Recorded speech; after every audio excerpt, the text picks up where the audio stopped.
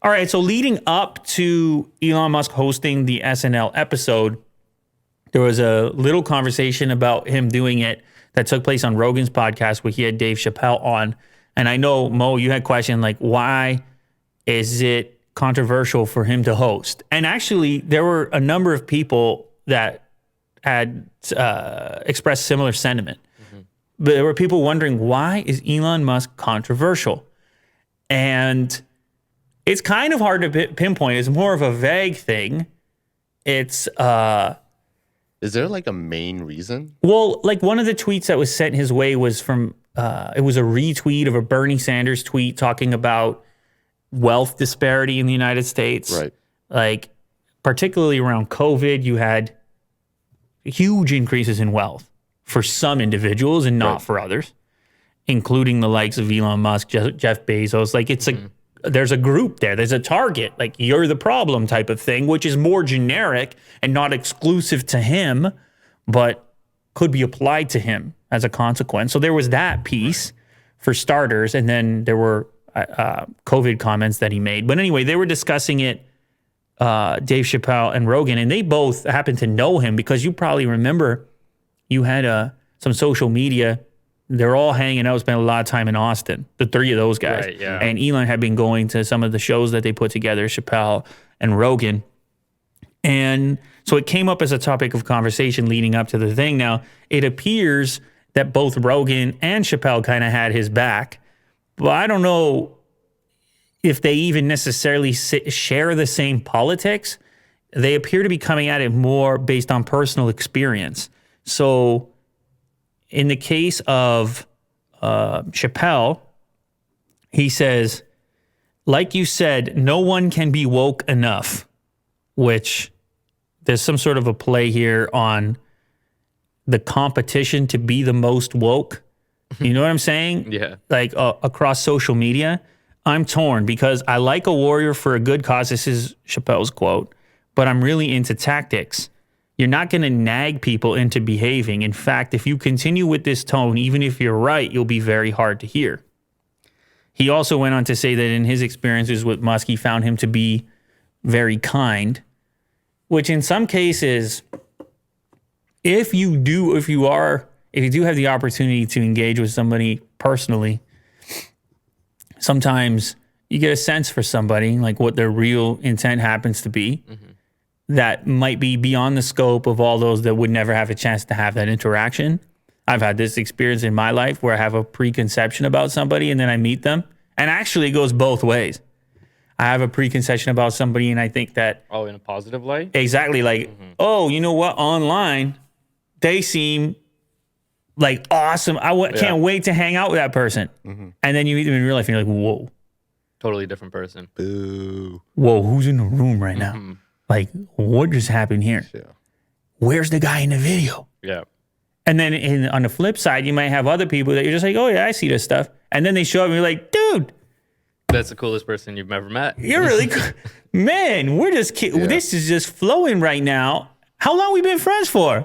5 minutes. Yeah. No, but I feel like 5 years. Yeah. Some people, it's really interesting, these types of experiences. So I think it does matter, people's personal experiences with others and how they can, what they can kind of extract from that, because there's tons of speculation and we have it's a real culture of speculation right now and guilty until proven innocent type of thing. I mean, it's a lot of skeptics. It's a ton of criticism. It's hard to be out there right now.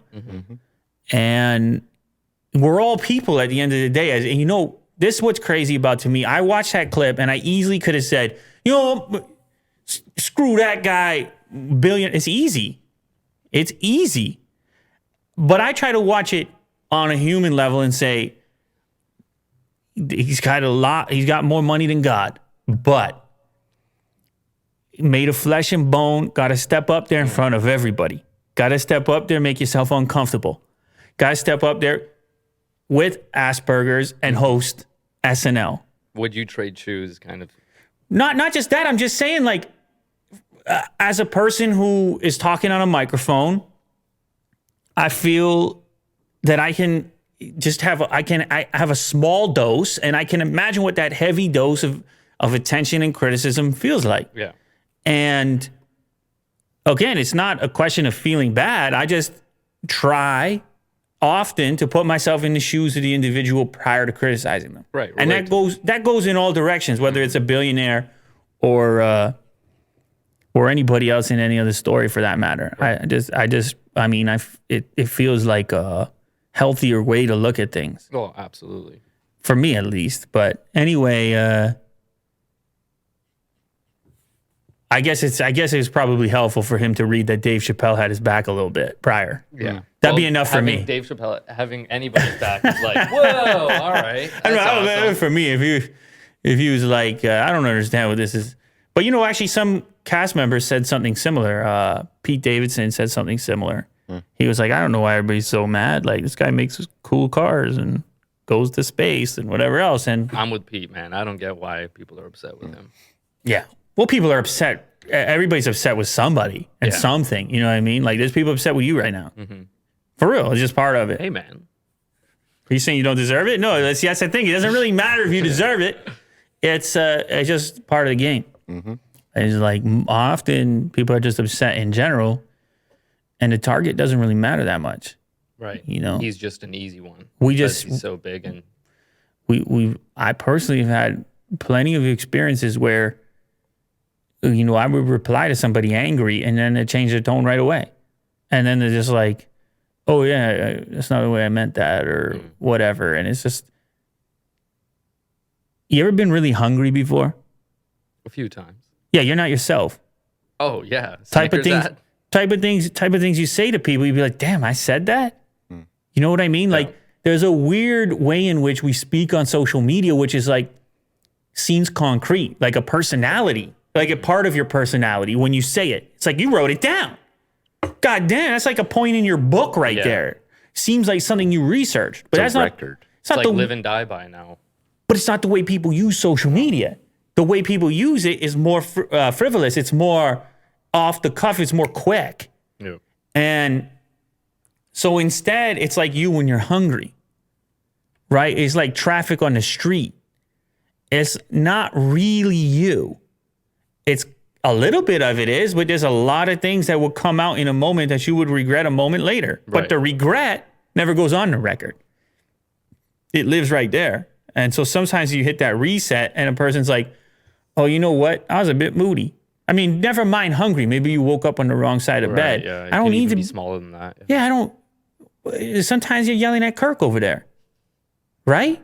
Because you didn't have the Timbits. Right. Well deserved though. Kirk's been taking all the Timbits. You know what I'm saying? Like it's not truly your identity. And so when it's perceived that way, as it would be if somebody attacked you right now, you'd be like, God damn, they really feel that way. Right? Somebody in the comments right now is like, get this Mo guy off the show. Yep. Like, damn, man, they got a point. Meanwhile, you call them up and they're like, oh yeah, that, you know what? Just having a bad day. I was just saying stuff. They're like that. I didn't really actually mean that the full way. Now, I'm not saying that's always the case, but it's just amazing how You give them a Snickers and they're all good.